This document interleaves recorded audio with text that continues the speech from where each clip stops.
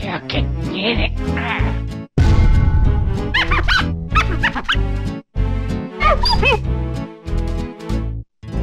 Marvelous. Yo, what's good? Welcome back to the channel, y'all. And look, today we're actually gonna do something really based for all our Red Gang members out there. If you are a fan of the color red in the One Piece card game, it's time to bless you guys with a video you guys been asking for a hot ass minute. That video you guys see the title, it is the top 5 best red decks for OP09. Hard one-on-one here. Yeah, James doubling up the Clippers. Clean up on aisle 3. Clean up on aisle 3. Someone call someone, because there's a cleanup on aisle 3 as a man is down.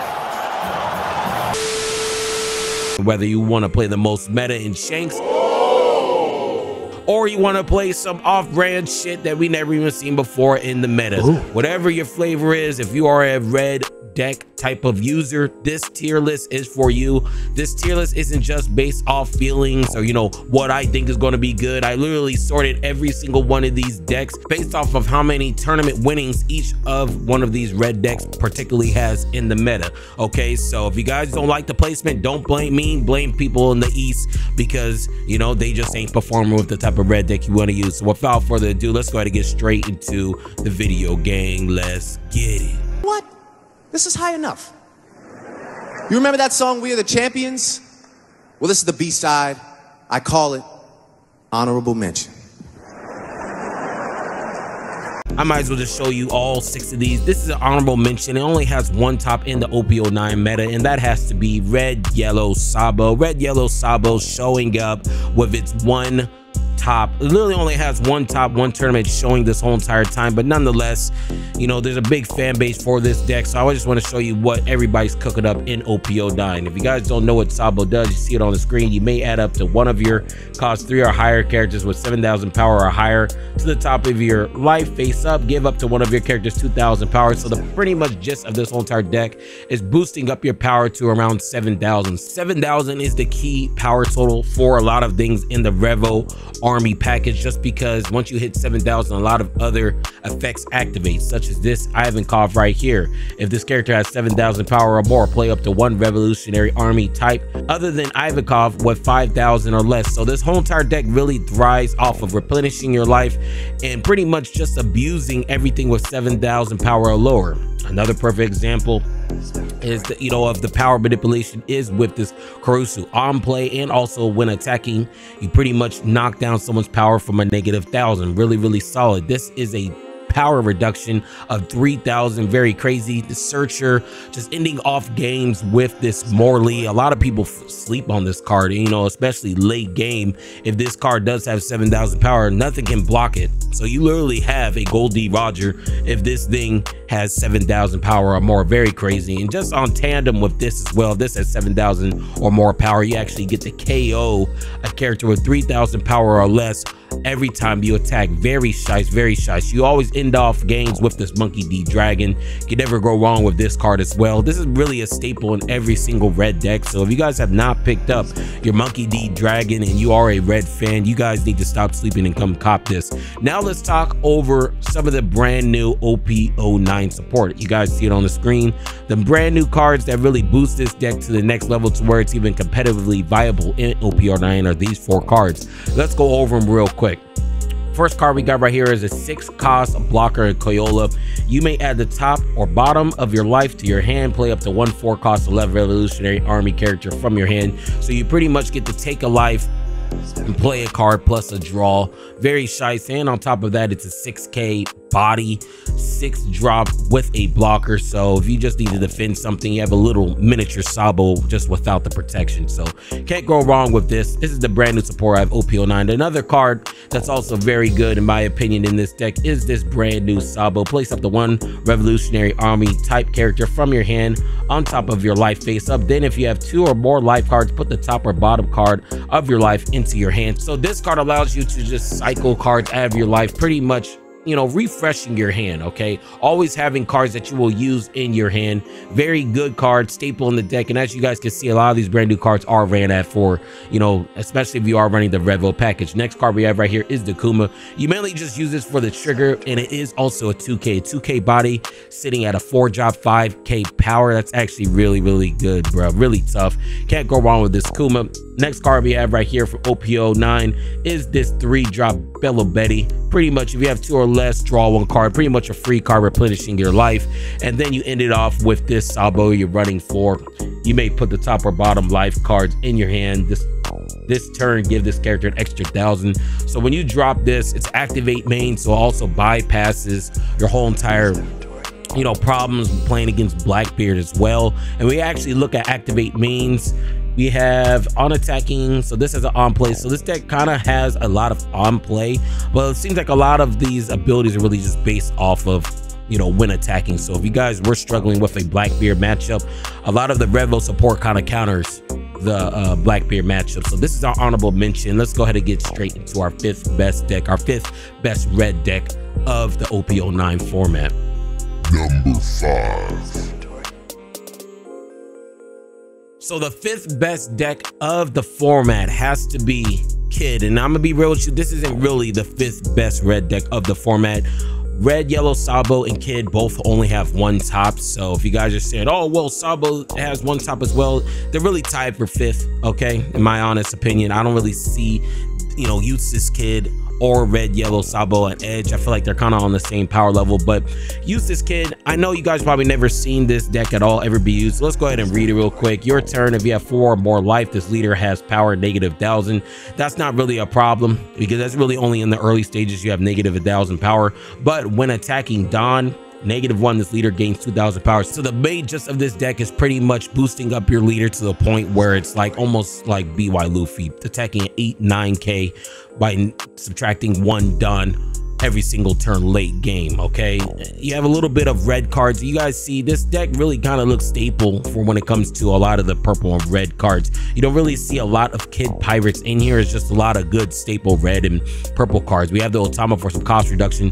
The 9-drop Whitebeard is always a staple. A 2K, some recyclability, and some protection from this Marco. Always to allow yourself to have some bodies to recur itself on the board. Having just a searcher with Whitebeard, and you guys are probably wondering, this is a Whitebeard type of build. That's the reason why we are running so many like the Marco, the Whitebeard, because a lot of things in this particular list can get searched out by this issue. Okay, so issue, very good card. You have some easy board removal with this 10-drop Shanks. Now you guys could run the other 10-drop Shanks that allows you to have rush, but you do need some board removal, and especially with everything going on in the meta, board removal in this meta, especially for big bodies, is unmatched. So this 10-drop Shanks does wonders for this deck, ending off games with the dragon, having some type of power reduction and some KO potential with this Silver's Rally is definitely solid. If you guys do not have your Silver's Rally, you guys need to pick it up right now. Same thing with this Edward Newgate. If you guys are a red player, you guys always need to pick up these 2 cards. They're always going to be a staple in damn near almost every single red deck. This is pretty much the jack of the red decks, to be honest with you guys. You can never go wrong with this card. We have some cost reduction with this Thatch. We have some board removal of this Bond Clay. So if you guys do want to play this deck's going to be kind of expensive off rip, because this card alone is already $40 or $50. So if you guys are trying to play this deck, you're going to be spending quite a few dollars just on these 4 cards alone. You have some ramping potential with this Basil Hawkins. Same thing with Double Finger. You have the blocker with Eustace Kid, and we have some, ramping potential with this Charlotte Pudding. This is the Eustace Kid. This is the 5th best red deck of the format. It's really tied for 5th for Red, Yellow, Sabo. Really good choice.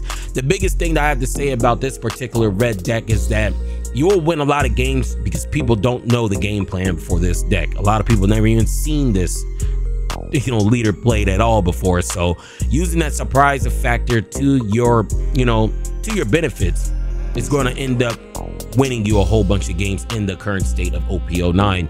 Let's go ahead and get straight to the 4th best deck, the 4th best red deck of the OP09 meta. Number 4.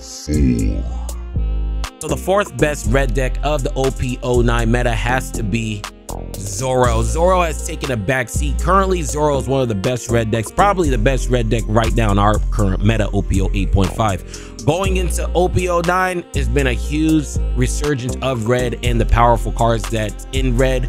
The deck I'm showing you right now with Zoro has like 3 or 4 tops. Zoro's still a good deck. It's just there's better options now. It's a little bit more of a choice, okay? You have a little bit more cereal boxes to choose from, but Zoro's still a good deck. Let's go over it real quick. You have the ﷺ just being able to have some cost reduction while attacking, while being a blocker. This is one of the staples of the deck. You have this Sanji just being able to take a life attacking at 2000 early game. If you guys don't know what Zoro's leader does, pretty much gives every character, red character, an extra 1000. So if you do like playing a Yu-Gi-Oh deck, or if you are brand new playing One Piece, this is a great deck to start on. This is very similar to Yu-Gi-Oh by just spamming your monsters onto the board and trying to end the game as fast as possible. And since RP Law is in the meta, you guys have a very good chance of doing exactly what I just said. You have this ﷺ, another when attacking. This is another thing about this deck. A lot of these abilities either are rush, or they have a lot of activate mains or wall attacking, and that's exactly what you really want with Blackbeard literally being the BDIF at the moment.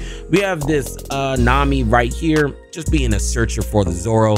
We have the 3 cost Rono or Zoro pretty much always attacking at 6k, adding a Don, you're always attacking at 7k. This is what you usually close out games.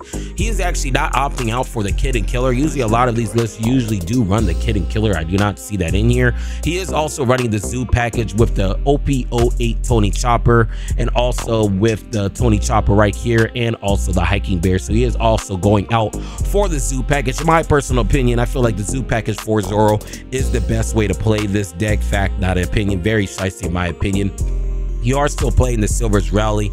Like I said earlier, if you guys have not picked up the Silver's Rally, you guys need to go pick this up before OP09 comes out, because Silver's Rally is being used in almost every single red meta deck out there. So if you guys do not have this, make sure you go pick it up. We also need to pick up this Dragon. Like I said, he's actually running 4 of these to be able to clear games. These are his only 2 boss monsters of this deck.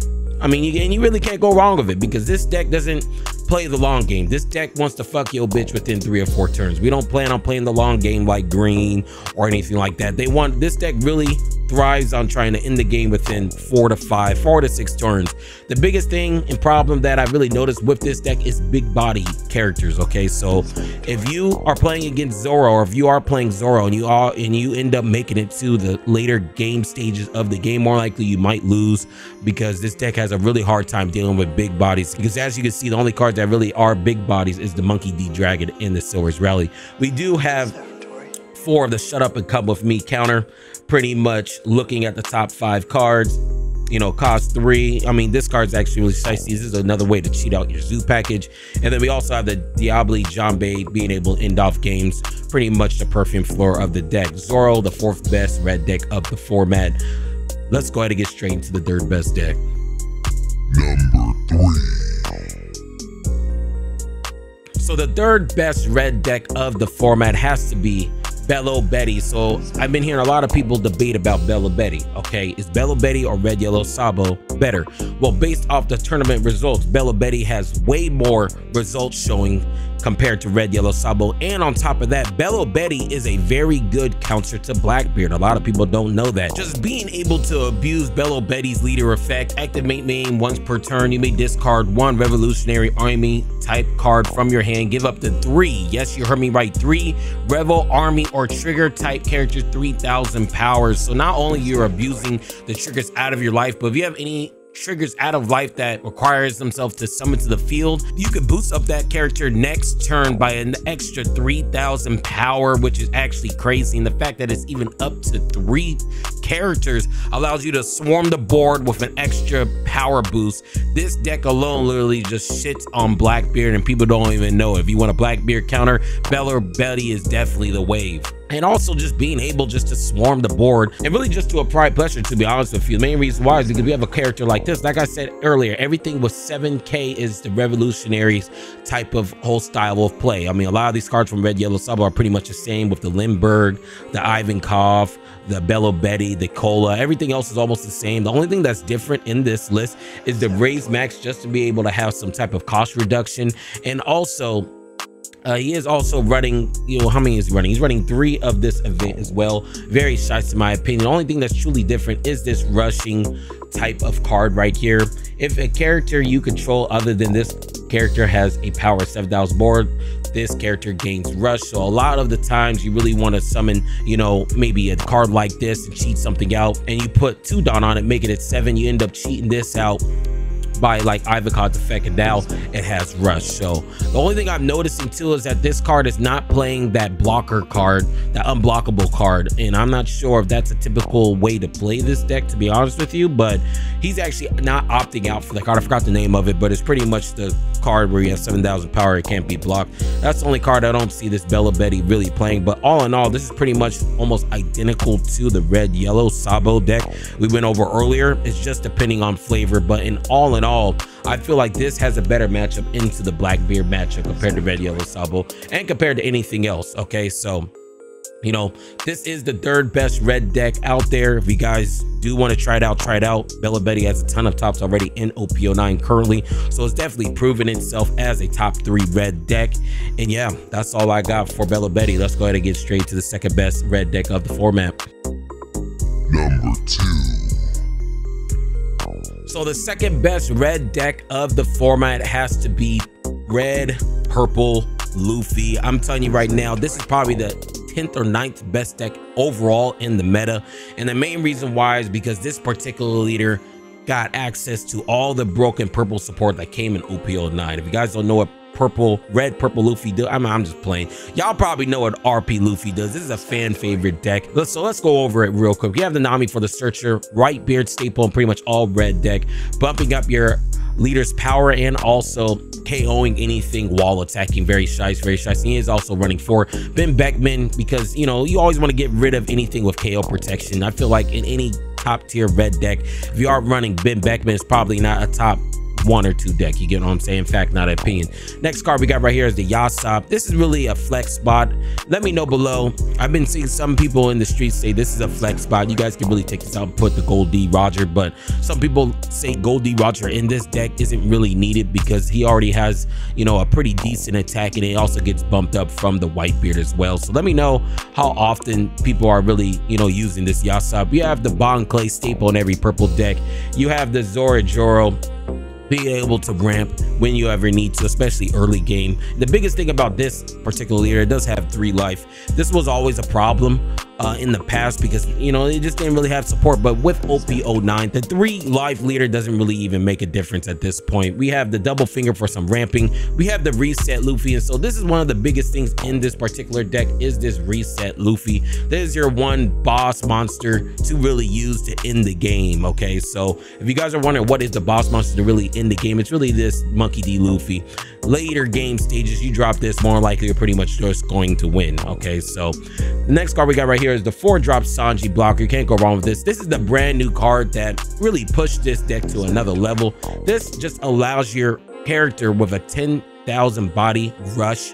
Very nice in my opinion. I feel like this may be one of the best boss monsters in any purple deck. So if you are a purple deck user, you guys should probably use this, especially if you are using a Straw Hat type of deck as well. So very good purple card in my opinion, having some ramping and also rush. The only thing about this deck is that if you guys haven't been able to tell, there is a lot of on plays. Okay, like there is a ton of on plays. You have a couple that, you know, has wall attacking, such as the Edward Newgate, the Zoroark, but there is a lot of on plays, so going into Blackbeard might be a little difficult for you in that matchup. We have the 7-drop Kid, just being able to cycle up Dawn while getting some, you know, an extra 1,000 power, putting this at 9k. Very nice in my opinion, especially playing against other purple deck that is abusing this Gum Gum Giant. And I feel like any Straw Hat deck that can abuse this Gum Gum Giant is going to be meta.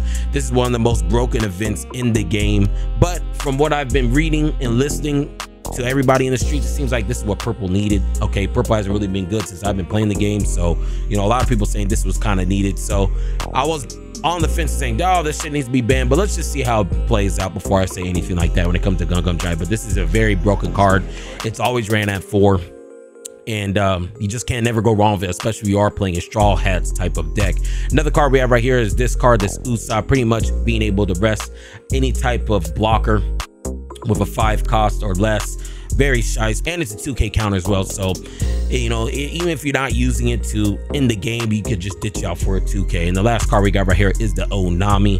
Ran at 2, and it allows you to cycle out cards from your hand. So this is the second best red deck out there in the street. So if you guys are wondering what was the second best red deck, this is it. This actually has the most tournament results when it comes to red decks as well, excluding the top deck we're going to go over. So let's go over the top deck, the best red deck of the format. Number 1. Damn, son, where'd you find this? Now this shit right here is shice.